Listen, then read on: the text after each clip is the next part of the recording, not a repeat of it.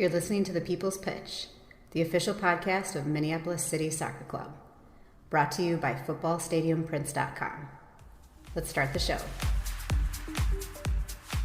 And as I talked about just a couple minutes ago, as Joe Watt stands over this one, he appears to be the one taking the penalty here. This is a huge confidence booster if you're Duluth. Worst case scenario for City right here. And it stopped! Yes! And it stopped! Totally redeems himself. Matt Elder redeeming himself. Oliver with the right foot. The shot of the goal! Oliver! Justin Oliver will break the scoreless tie. And it is 1-0 Minneapolis City. It's Hutton now on the offense with the left foot. And it is now 2-0 Minneapolis City. Good finish. Nick Hutton taking his quick victory lap. Man, how fast 2 weeks goes without doing a show for you fine Crows fans. This is the People's Pitch Podcast, official podcast of your Minneapolis City Soccer Club. I am your host, John, and alongside me, as always, is everyone's favorite stadium voice on game day, super cool Nate Morales. Nate, are you faring any better in Ultimate Team on FIFA, or are you still rotten garbage? No, I'm pretty bad. But I'm trying. That's all that counts. I commend the humble awareness. Hey man, I'm a dad that has very little time to spend on video games anymore. So I'm pretty much I get what I get with these things these days. You know, I have been watching a few YouTube tutorials though, just in my spare time. That's why I didn't buy it this year. It was like my first. Well, we're going to talk a little bit about the game here in a second, but it's been a long run for me to own that game on day one, and this year it ended because on the list of things to do as a 40-year-old man, it is not play FIFA. That's for fucking sure, dude. Unfortunately, God. Life sucks now. Anyway, but this week is awesome because we've got a lot to talk about, especially FIFA. We've had about a month. I've had about a month to sit with FIFA 22. I'll give my impression on it. Try not to sound like an old man. And then we're welcoming Steve Stewart from footballstadiumprints.com to talk about how he translates soccer fandom into art that really connects with people. Amazing conversation. I'm really excited for. So less dilly-dally, more drinky. Let's go. On to FIFA, John. One of those automatic buys, like you said, of the year for us usually is FIFA. I've been playing ever since the PS4 came out, and John, you've been playing since what? Super Nintendo? 1994, when it was FIFA International Soccer, the first installment of FIFA. I bought it on day one for, you are correct, Super Nintendo. Nice. I've had it through Super Nintendo. I've had it through PlayStation 1 through 3, Xbox One, Xbox 360, Xbox One, and I have made the recommitment, Nate, to when I buy the next generation of console, when my kids who are 3 and 5 get into video games, I will then start purchasing FIFA again. Then it's time to take them to school. Yeah, but like back in my day, this was pixelated, you bitches. I'm gonna go run train on you with Qatar.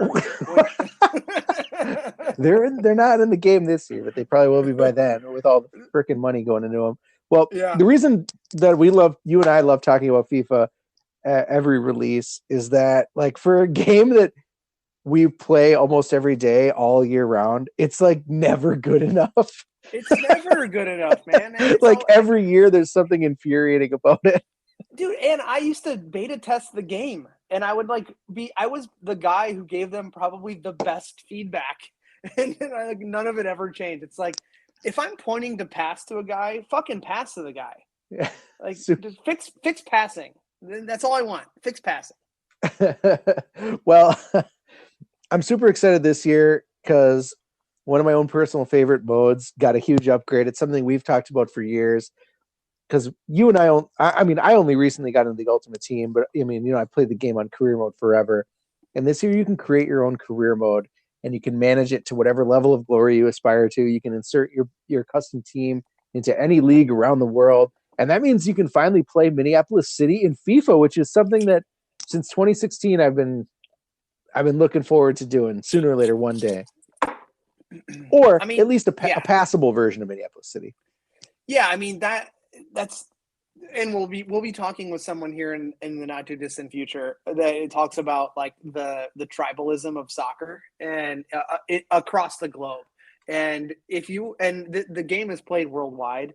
Why would FIFA and EA Sports not want to have something like this far sooner than 2022? I know, where you'd be able to customize the team, make your own. Yeah, being able to upload like jersey designs and like all the shit that makes everyone super into a team. Like, why not? What took so long? I think it's all about the money, and we'll talk about that in a second. But it's super cool that you can customize the team. You pick all sorts of details, your kit style, your color schemes, stadium size, stadium decor, crowd chants you can add from all around the world, turf style. Like, it feels like a lot, but it gets you invested in this fake team from the start. And it's important to do that because I haven't quite figured out a way to populate my team with actual Minneapolis City players. It's not like that's the next thing. It's the create a player mode, which they used to have and they took away with because of how bogged down the servers got with having to load all of these people and all of the specific, attributes of a player. I mean, probably billions of customized players across the globe, having to load that data somewhere and be able to just flip on your console and it be there. It slowed down the engine, I believe, is why they took it away. But we live in the future now, Nate. There should be, there's a server farm somewhere in the middle of Texas that can handle that data, right? It's not on floppy disk anymore, man. It's barely on CD now. So you gotta run with just the computer generated roster that came with my 1-star level of a team that I chose, and I chose 1-star because I'm like, let's try to be realistic. Let's build Minneapolis City from an amateur team in Minneapolis up that just happens to play in the 4th division of England. Whatever, and that's fine. I love a career mode where I develop a youth academy. That's what I love every year. I look forward to it. I rely on those kind of players anyway. 2 questions. Who's your best player, and what is the player that has the best name on your Minneapolis City team that you created? That's a great. Okay, so I'm going to say this too. One of my players he's the left back. Looks like Will Kidd. He looks just like Charlie Adams. You mean Casper the Friendly Ghost or Richie Rich? No, his name is Dodd, and he's got the Charlie Adams haircut, and he's got hair. Yes, and he's got it's amazing. He looks just like Charlie Adams. All right, best name on the team, I'd have to say is I don't know. I'm looking at it right now. Actually, it's sad. Tully is the best name on it. It's not good. They're not very good.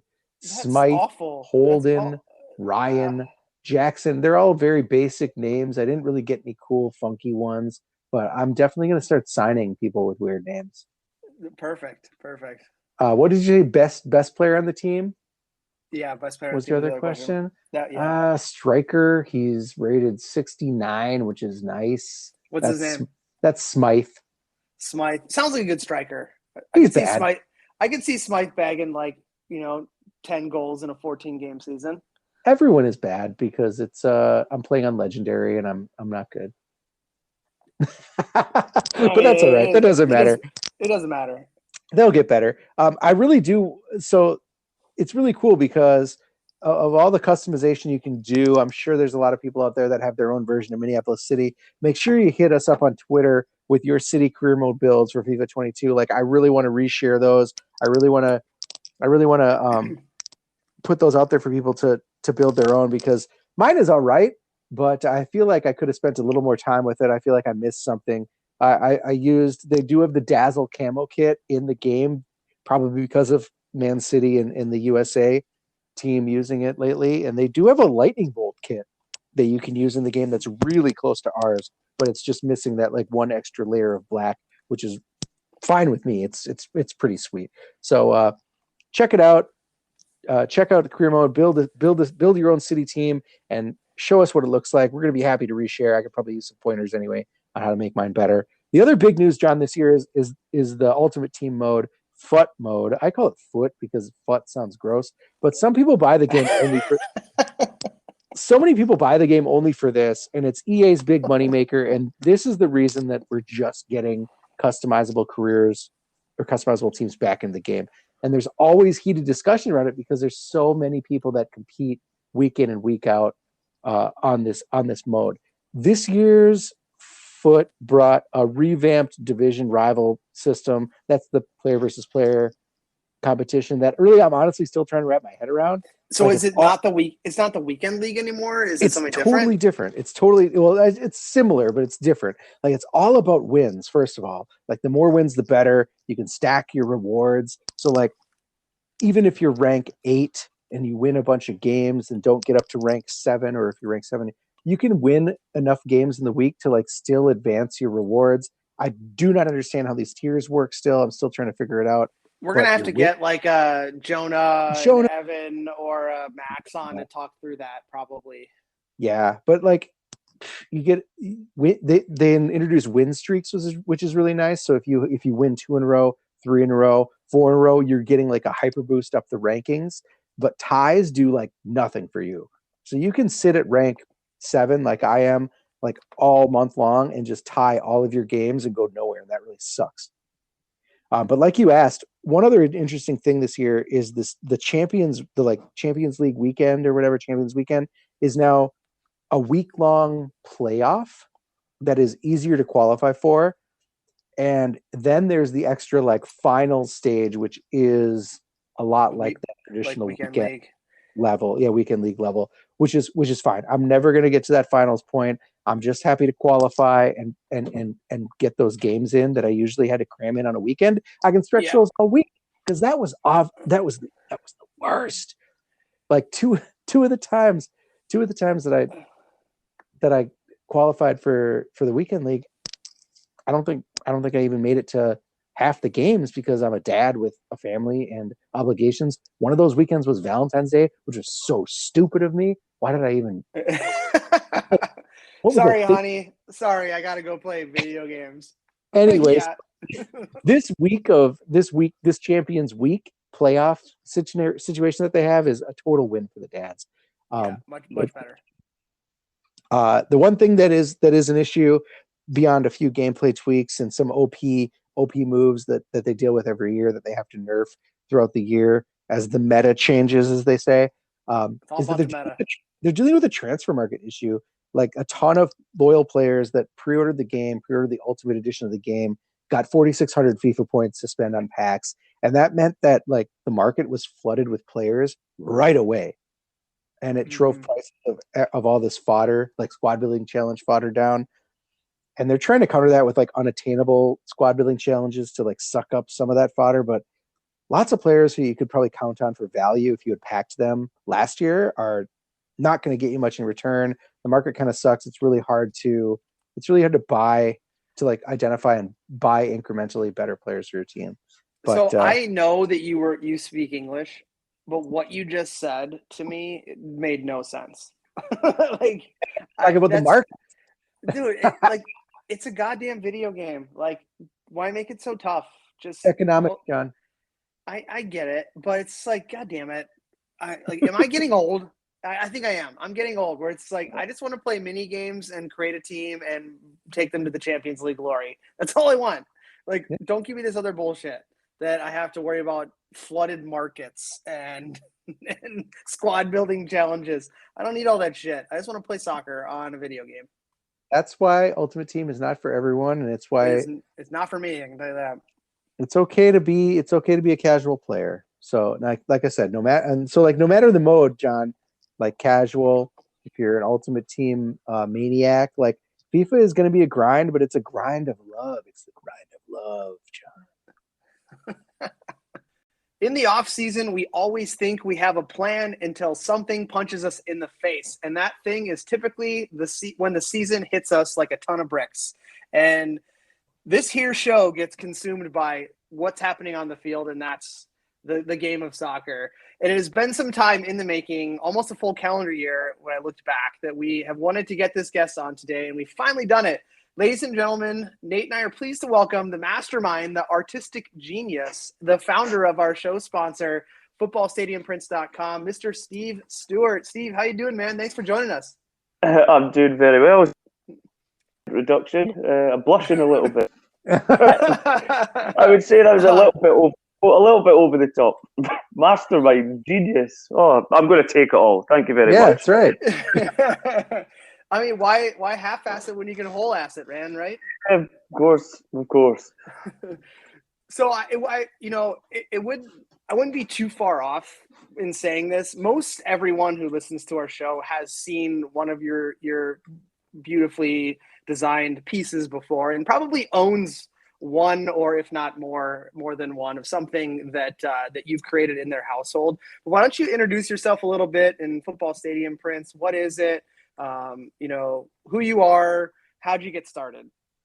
Well, that's right. Okay. Well, I'm Steve, Football Stadium Prints. I started it, what year are we now? 2021. So I started it in 2018, just as a bit of a hobby. I'm guessing you can guess from my accent, I'm Scottish.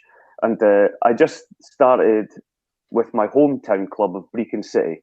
And our club is kind of sort of famous for being one of the only clubs in the SPFL, so the top 4 tiers of Scottish football, although we're not there anymore, to have a hedge down one side of our pitch. So I was like, well, I wonder if I can do a simple, fairly simple, nice graphic that conveys the hedge in as simple terms as possible. And I did that, and I was pretty happy with it. I helped put it onto Twitter. I didn't have a Twitter account at this time. I had to make one up. And then I thought, well, if we've got the hedge, what's the next town over? What do they have? So the next town over is Montrose, and then there's Forfar and Arbroath. Places that I'm assuming none of your listeners have ever heard of. A little portion of Scotland. I thought, well, if we've got the hedge, what's Montrose's hedge? So I thought, well, I'm going to take to my new Twitter account and ask Montrose fans directly, what's the thing that makes your ground unique? And they mainly came back and said they've got this stand called the Dynamo, which is just a covered standing section.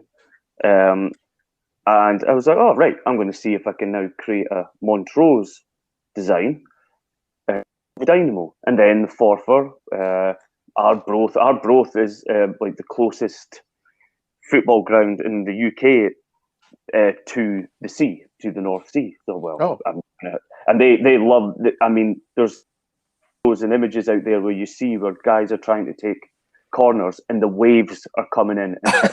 Oh, that's amazing. That's awesome. This is up in the northeast of Scotland as well, so it's freezing. And we're a winter season as well, so you're playing through the cold months. Yeah. So once I'd done all the 4 closest places, I thought, right, I'm just going to sit after work, in my free time, just try and get through all 42 Scottish clubs.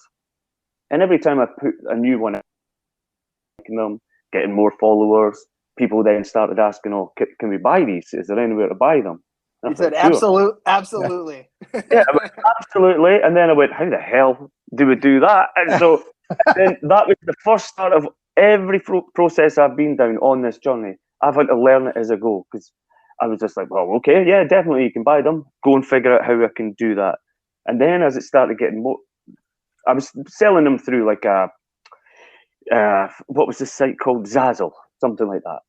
And then I thought, right, I'm going to try and do all 42 clubs. I'm just going to do it through this Zazzle. Once I've earned enough money from that, I'm going to take that and then I'm going to buy a website and hosting or I'd look into that as well. Website. How much does it cost? And I thought, right, I'm going to do that. Did all 42.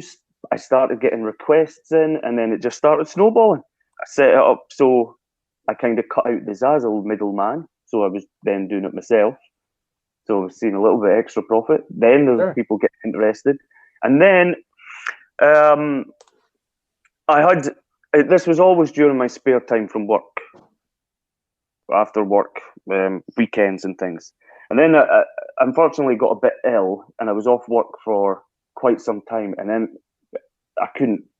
I just thought, while I'm at home, I'm just going to plow as much of my energy into doing this, and I just kept going and blasting at it. And by the time I got to a point where I was like, I said to my wife now, my girlfriend then, I was like, I don't want to go back to work. I think I could do this. I think I could make a go of this. And she was like, okay, let's do it. Let's just give it a go. See what you can do. If it doesn't work out, you go and get a job again. And then that was it. Just Christmas 2018, I sent out a tweet saying, I'm giving up my job. Today's my first day doing this full time. And that tweet sort of went viral, sort of mini viral. It was like 5,000 retweets I've ever had ever again. And I was just getting requests after requests and follows after follows. And it was just snowballed from there. And then, wow. And then I always try to have this more of a focus on the smaller teams, because you can go to Man United, Celtic, LA Galaxy, and all that, but there's so many other people out there doing stuff for them. Copyright issues that you want to be treading lightly around. Sure. But I thought, well, I'm just going to go for the small guys, because at this point I'm living in England, living in London. When I start looking at the non-league football, there's thousands of teams, and there's millions of fans, all for these teams that are out with the ones that where all the money is. So they're so grateful. They're so like, what the hell? Why are you doing our club? I'm like, well, why not? Why not do something for you guys? Your grounds are amazing. Just because they're not 76,000 seater, like incredible domes, they've got character. They mean something to the community. They mean something. They're just as important to the fans of those smaller clubs than they are to the Manchester Uniteds and Chelseas of the world. And so I just started. Well, it wasn't that I started concentrating on them. They were just fun to do, because you were seeing into the pitches and the towns of these places in England that I'd, quite frankly, never even heard of before. And you had never heard of. And you find, I still try to always, it's difficult sometimes, because sometimes the grounds, there's nothing to them other than stands. And it's just, it's just kind of just like a field in the middle of a city block.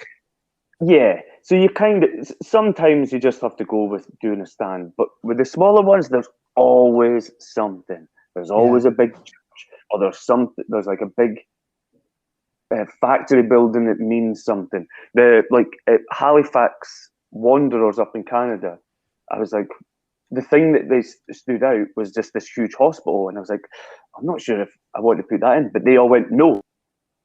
Our area, it's a huge employer in the area. It means something to us. I'm like, well, who am I to argue if that's the thing that makes your area tick in more ways than one? And then we go for it.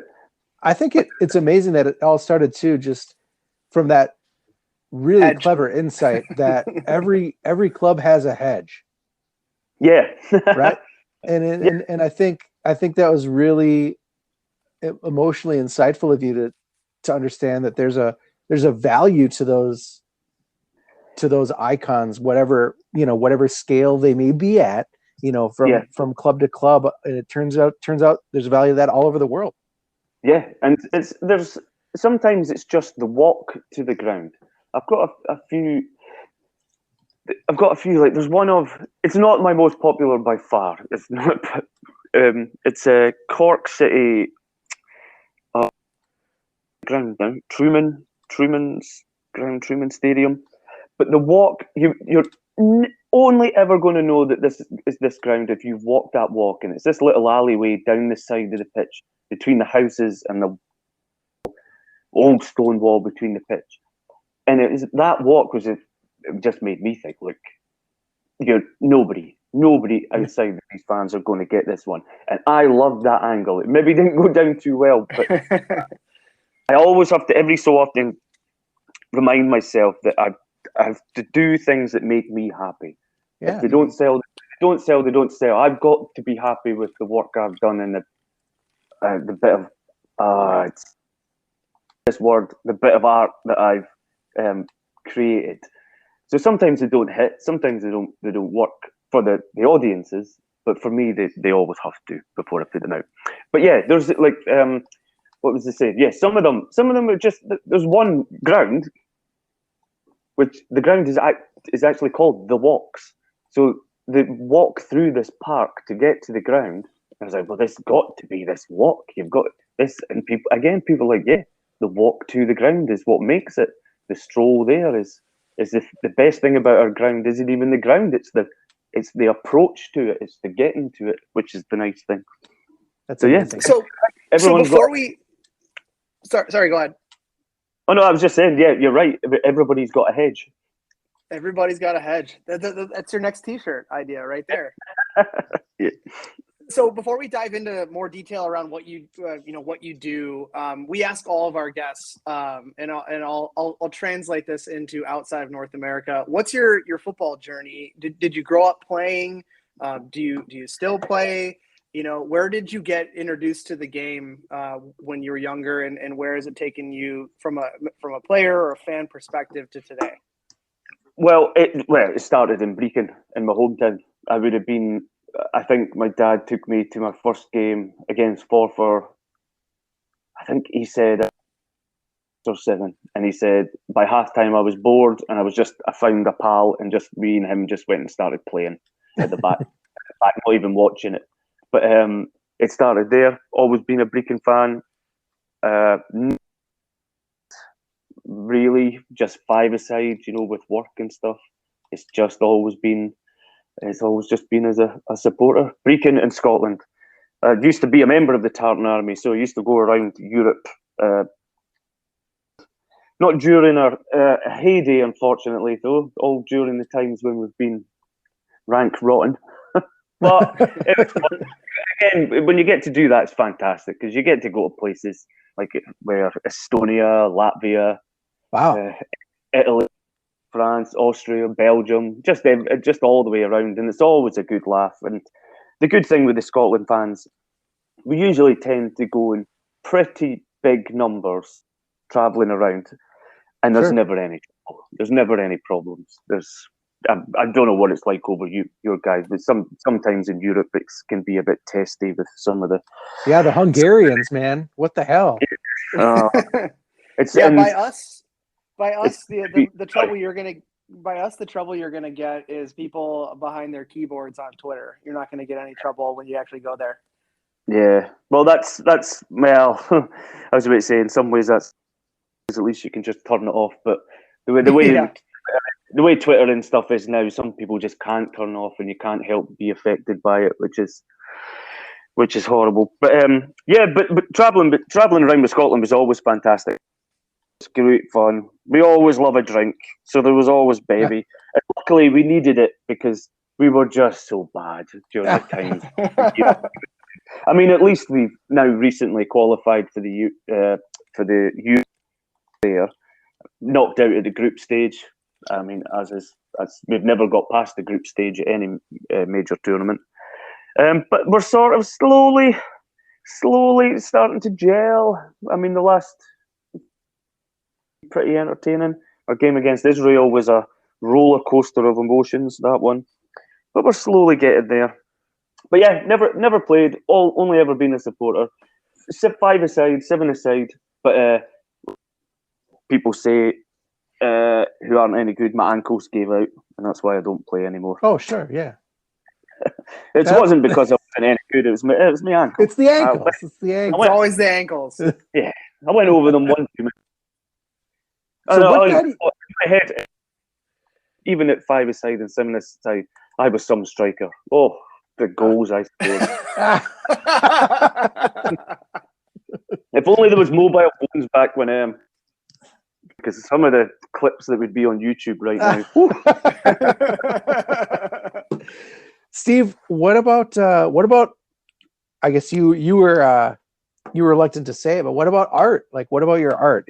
Have you always been an artist? Is it something that you grew up doing? Were you the kid that was always drawing in class while everyone was listening? Or is it something that late in life or I shouldn't say late in life, I don't know how old you are, but like later you decided to dabble in and turned a hobby into a job? It's both of those, actually. I was always loved art at school, loved drawing, always drawn.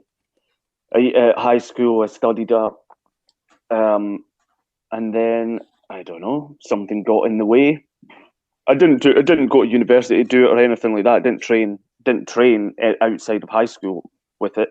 I always sort of doodled and things afterwards, but to the same extent when you were young.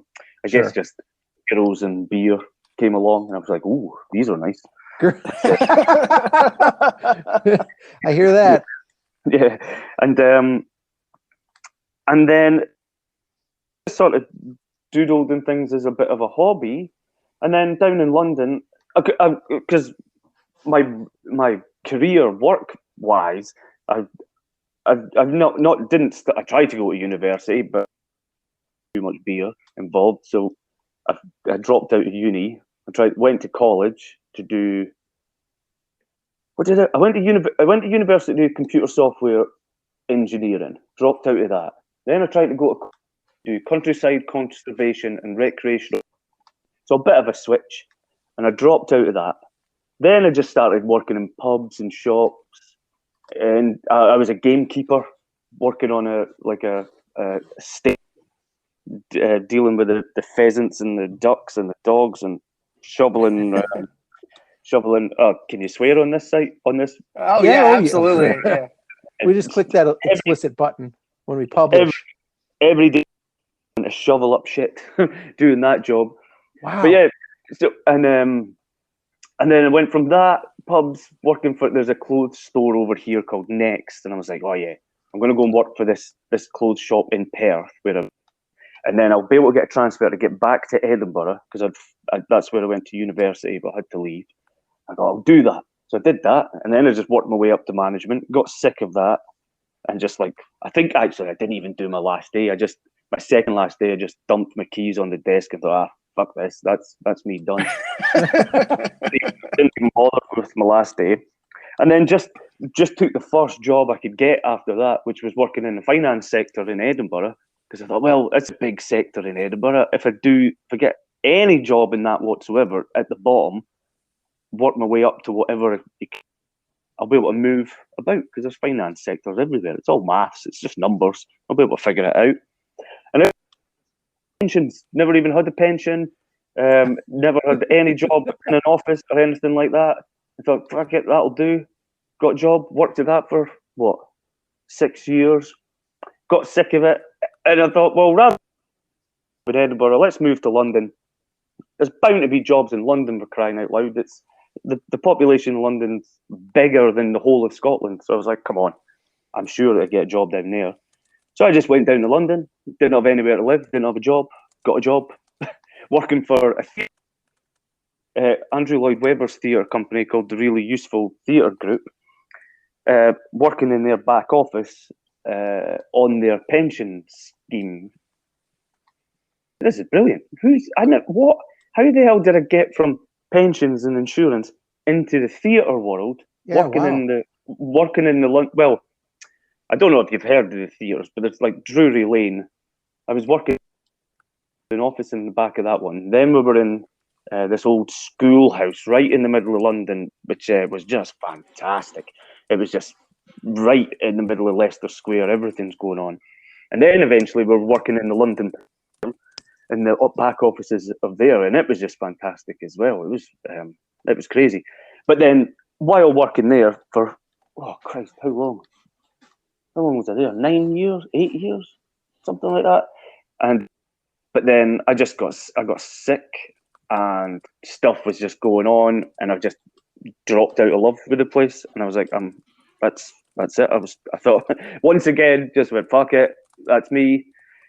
But I'd been working hard at this project in the background, trying to get this off the ground. I thought, it's okay if I say fuck it to this one. I've got this ready-made built thing that might fail, but if it does, it won't be for the want of trying. And at least, it's the first thing I've properly done where I know I'll only get stuff out of this if I put the effort in. Like, I know every single day when I work, I'm working for me, whereas I'm not working to line the pockets of anybody.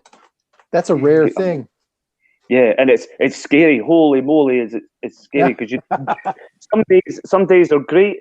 Some days the people search algorithm works, and I appear in their searches, and you get a good day, and then you might get a day where you've got nothing, and you're like, oh no, it's all over. It's all over. We've hit nobody wants anything. I've got to get a normal job again. Oh no.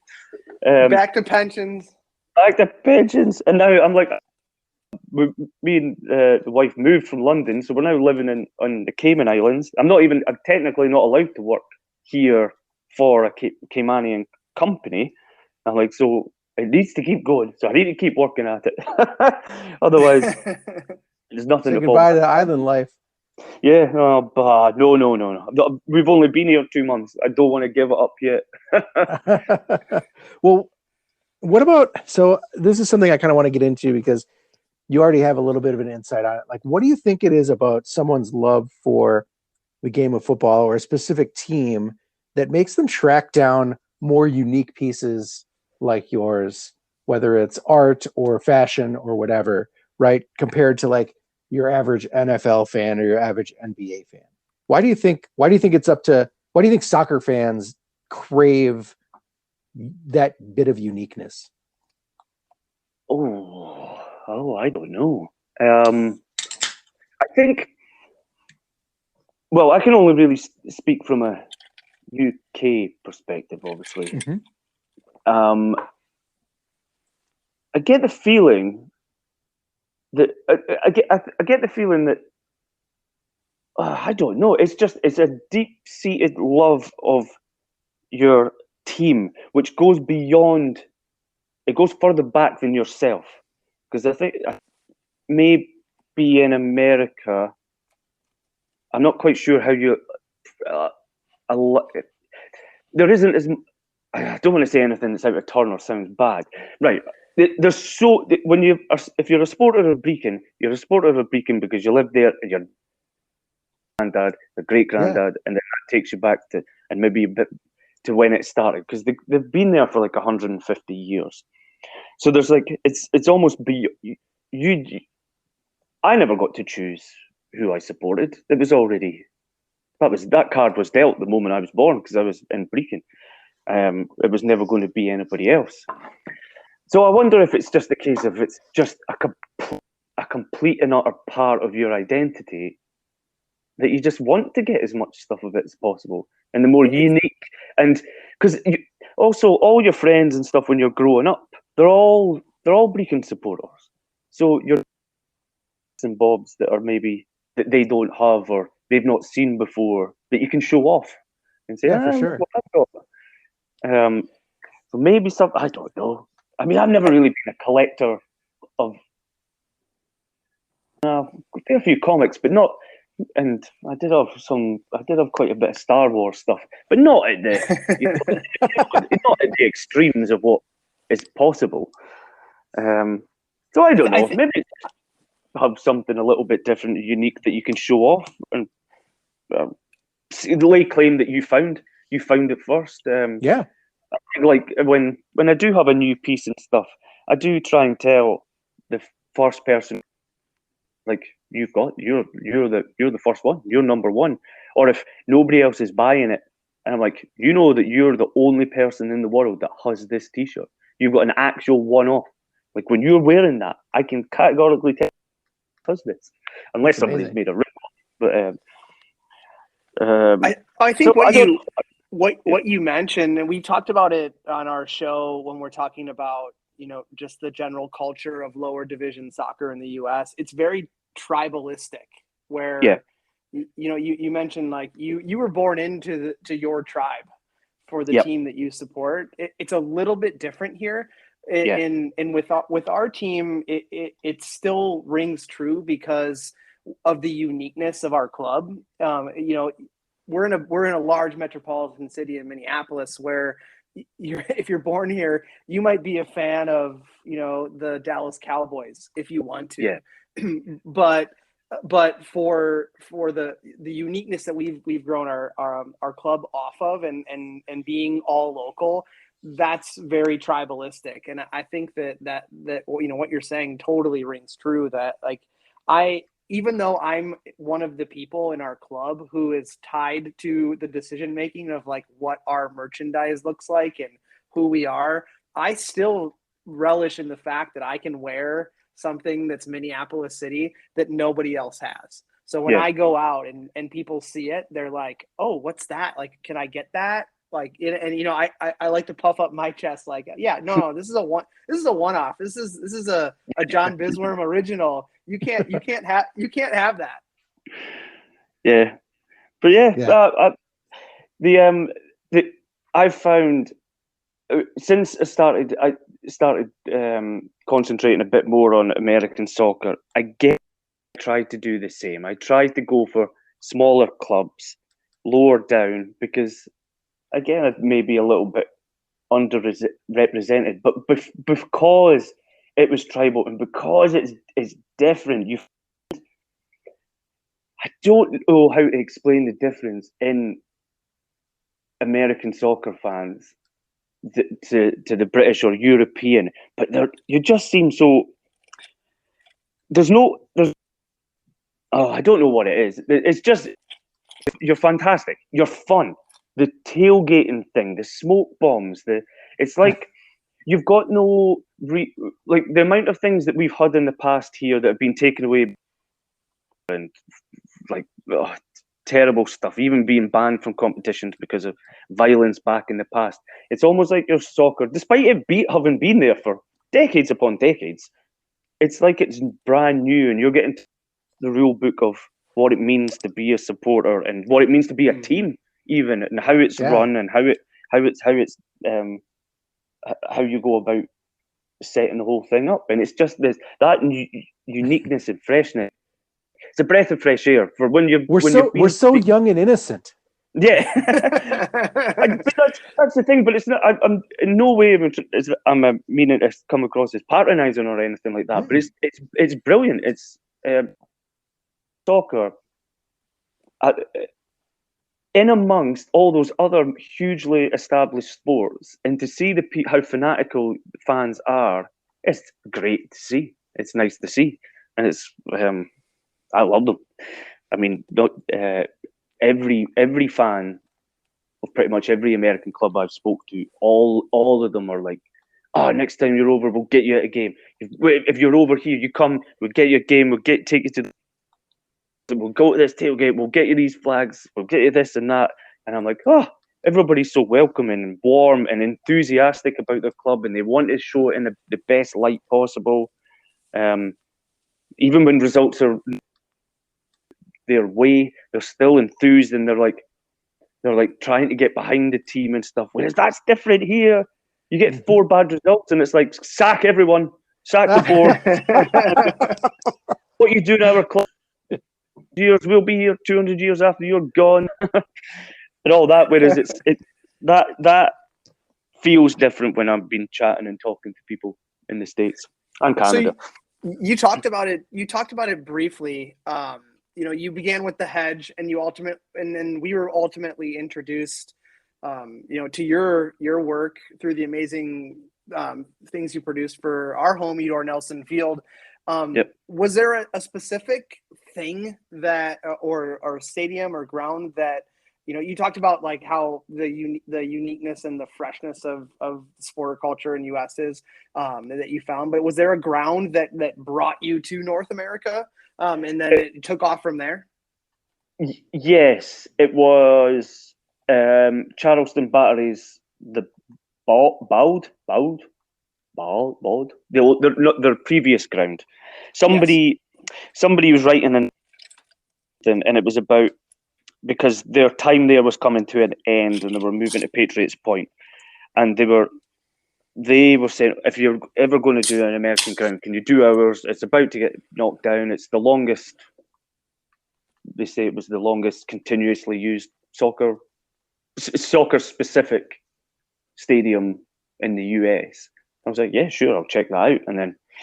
And that was the gateway in. I did that, and they've all since done Patriots Point and stuff as well, and done a few other things for them. But that was it. It wasn't because my gateway in wasn't because I saw something and thought, oh yeah, I need to be doing this. I was brought in.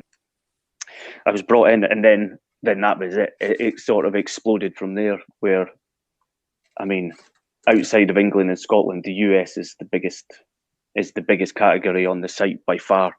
Mm-hmm. Yeah. So how did you find us? How did it find you guys? Yeah, how'd you find Minneapolis City? Twitter. Your Twitter account. We're the kings of Twitter, John. Yeah. I forgot about that. It was that was just sitting in London as well. Tweets would come up and you're like, it was the Crows, like all that, like what do you call it? Iconography of like and it was like it was so powerful. It was just so powerful, obvious when you were scrolling through who this was. Pink, white, and black always helps. I think it helps. It does. Yeah, it does make you stand out. But like the Crow, it was the Crows. I'm like, oh, this is cool. This is I think you guys would have been one of the first follows I did when I was looking through American ones. I don't know. I'm not just saying that because I think some of your strips have been pretty well received over here as well, and I follow quite a few of like Kit Boxman or Kitman, whose sites are just all about strips. I doubt that they'll have done reviews and things, and they'll regularly popped up on my site. But yeah, Twitter.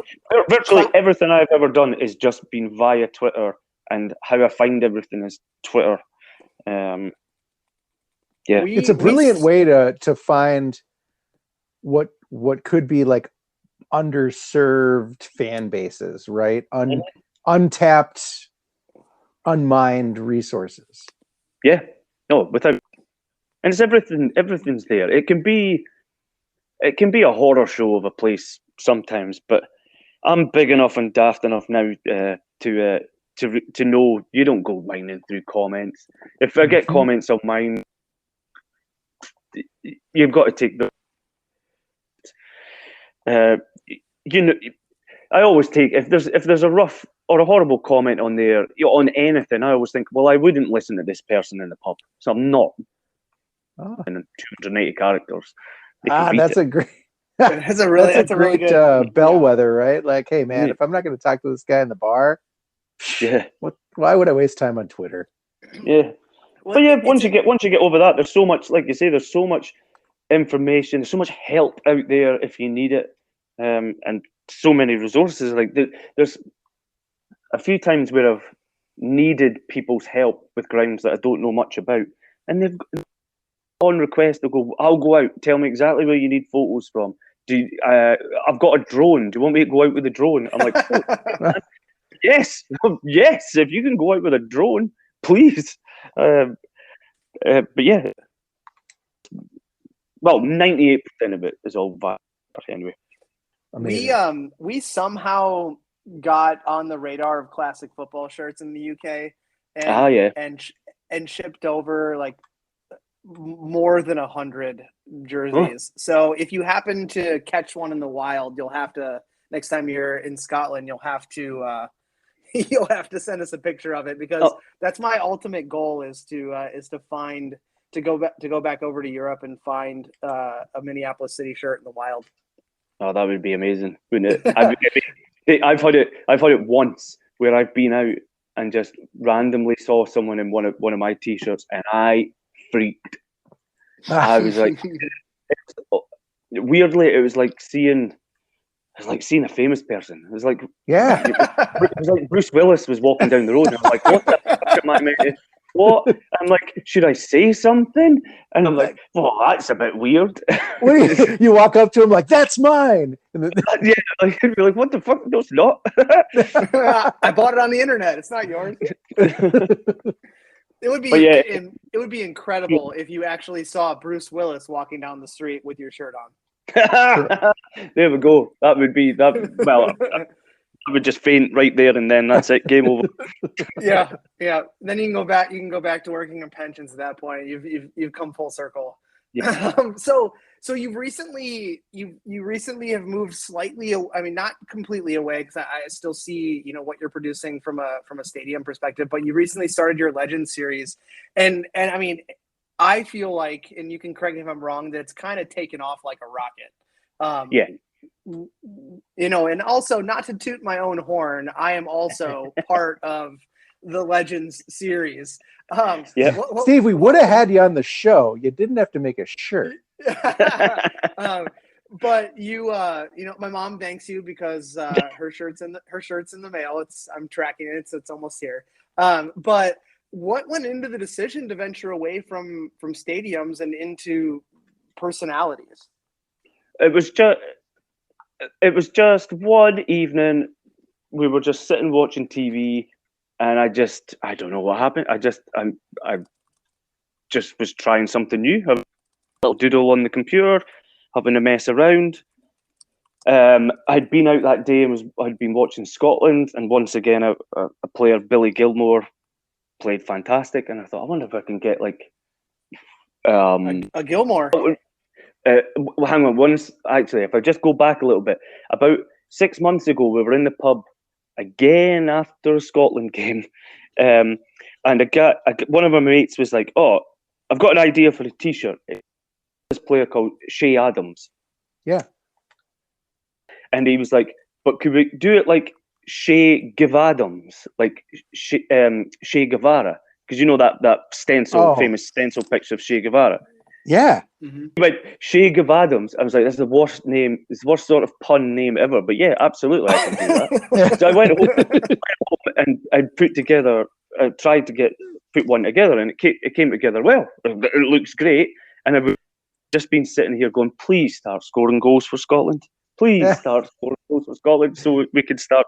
This could maybe take off." And then after that last game with Billy Gilmore, I was like, "Oh, I wonder if I can, rather than being the Che Guevara, just having the stencil of him, bit of a background, what can I come up with, and just the name." And it was just meant to be for a bit of, almost like the Brecon thing, for my own entertainment, my own amusement. And everybody in Scotland's loving Billy Gilmore at the moment. Just upload it. And it just sort of took off in there. And then again, I just went straight into the fact that legends don't need to be the world beaters. They don't need to be the players that have World Cups. Yes, they are.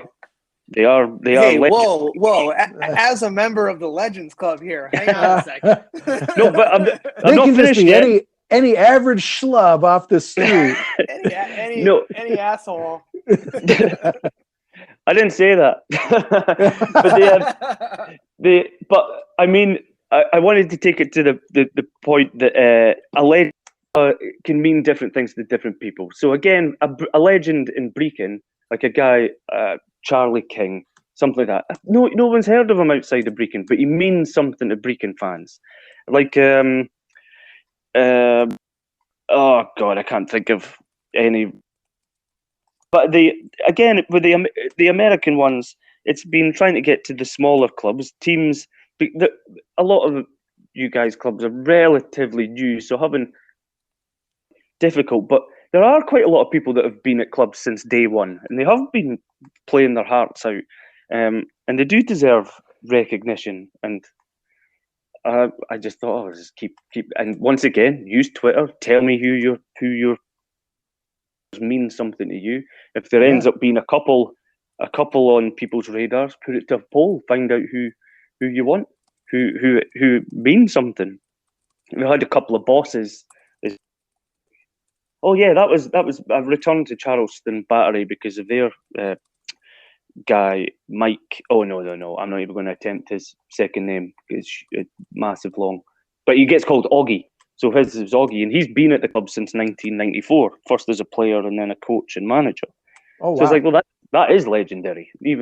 But outside of Charleston, They're not going to know who he is. I wouldn't think. Right. And that's okay. I mean, same with there was- Edor Nelson Field. Like, where the hell is that if you go anywhere else in the world? Yeah, but it means something to the people that play there, the people that visit, the people of that community. Even like, is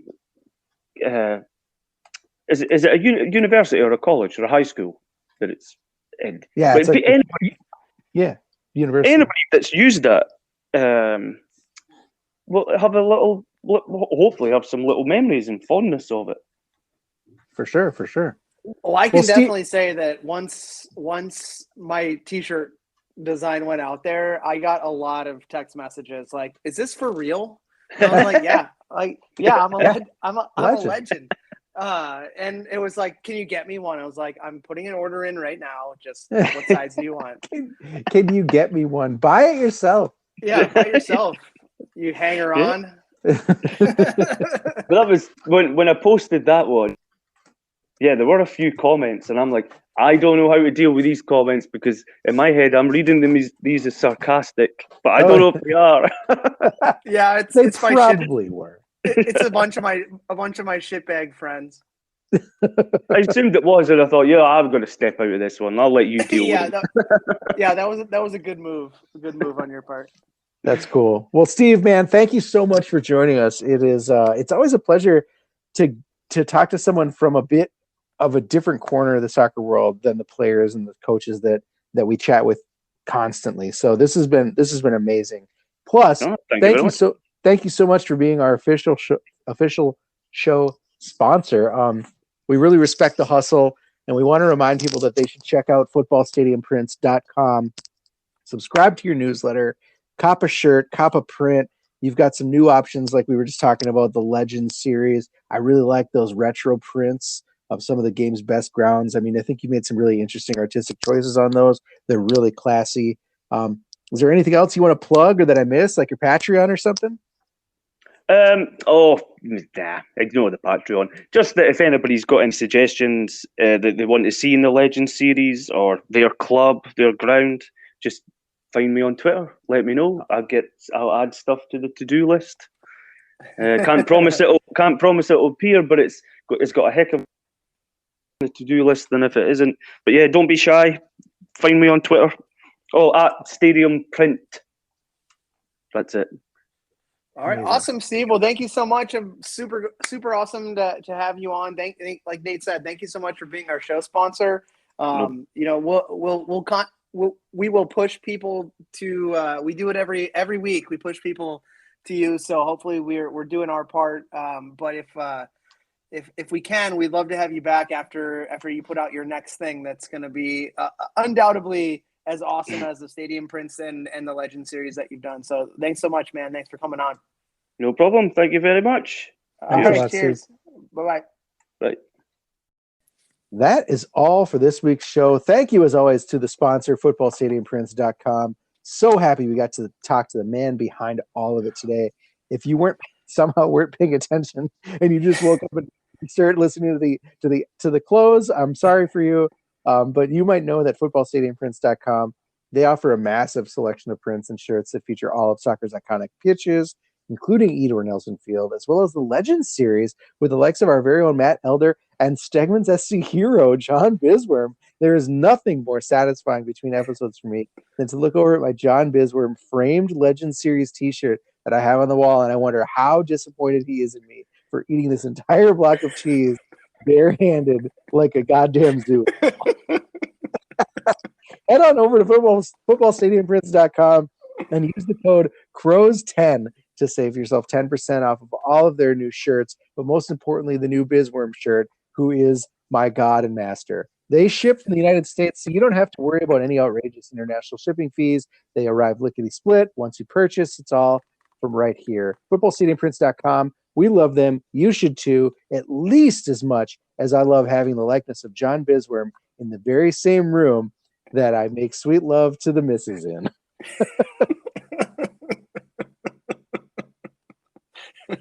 And it's weird because the eyes move like it's never to do. Oh my god, I'm gonna throw up. And I told her it's nothing to worry about, but I'm starting to have some questions. Footballstadiumprints.com. If giving back to the community means a lot to you, maybe it's time to give to the club that gives back. Hey, Great segue. Minneapolis City is we got to change the subject. It's a 501c3 that provides a safe, reliable, and fun environment for young people to play the beautiful game in. Look for us this summer. Look for us all year round, actually, because now it's futsal season. We're going to be out there with TC Soul. We're going to be out there on our own at the Y, playing with kids in community centers across the city. Consider a tax-deductible donation to a true city-focused organization. And it is time to get that membership renewal in. They're on sale now, and this year it's more expensive than ever, unfortunately, but it's bigger than ever. For only $99, less than a hundo, you get a full season pass, which is everything from USL 2 to the NPSL to the potential of the UPSL. You can watch every single Minneapolis City game all summer long for only $99. If you're an out-of-towner, you can pay $50 and still support the club and get some cool stuff in return.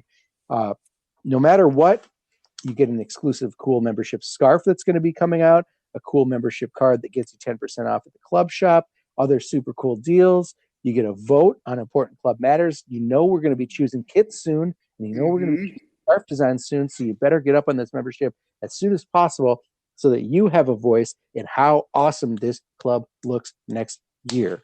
Of course, there's also selecting the membership board and all of the business aspects of it. But I think for me, choosing the kit designs and seeing the sneak previews of those is totally worth $99.